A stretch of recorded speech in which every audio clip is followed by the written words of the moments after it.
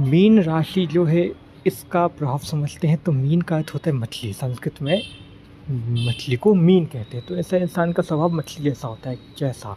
यानी कि समुद्र में आप मछली देखते होगे, नदी में देखते होगे, जो चारे की तलाश में, किसी खाने की तलाश में दर-दर भटकती रहती हैं।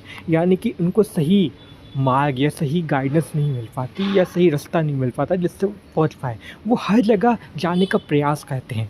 तो एक प्रकार से डायरेक्शनलेस राशि इनको कहा जा सकता है, ठीक है?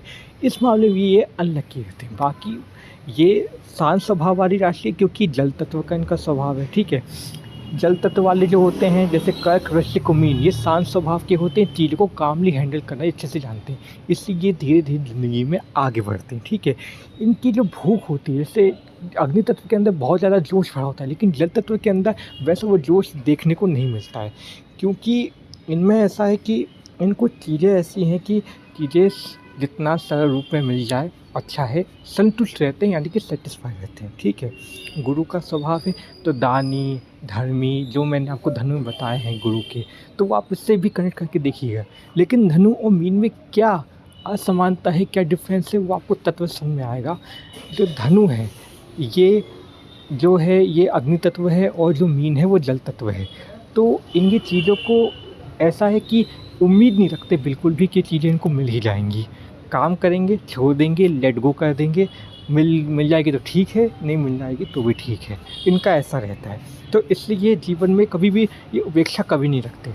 द्विस्वाभाविक है तो इनके जीवन में कुछ मोमेंट ऐसा होगा कि जो इनको चीज़ें से जल्दी आएँगी और जल्दी चली जाएँगी। कुछ मोमेंट ऐसा होगा कि जीवन में कभी चीज़ कोई ज़िंदगी में ऐसे हालात होंगे जो कुछ देर ठहरेंगी, फिर निकलेंगी।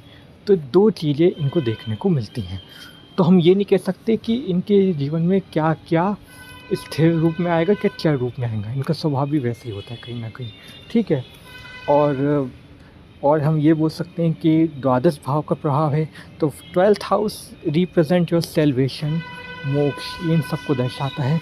चीज़ों को आसन से त्याग, जो त्याग होता है ना, वो चीज़ ये बखूबी जानते हैं, इनको आदत ही पड़ जाती है कि त्याग, ये सब चीज़ें क्या होती हैं, सैल्वेशन क्या होता है, मोक्ष क्या होता है, ये आपके अंदर इनको समझ में आता है। ज़रूरी नहीं कि हर मीन राशि वाला ऐसा ही है, लेकिन कुछ हद तक समानता देखने को मिल सकती है।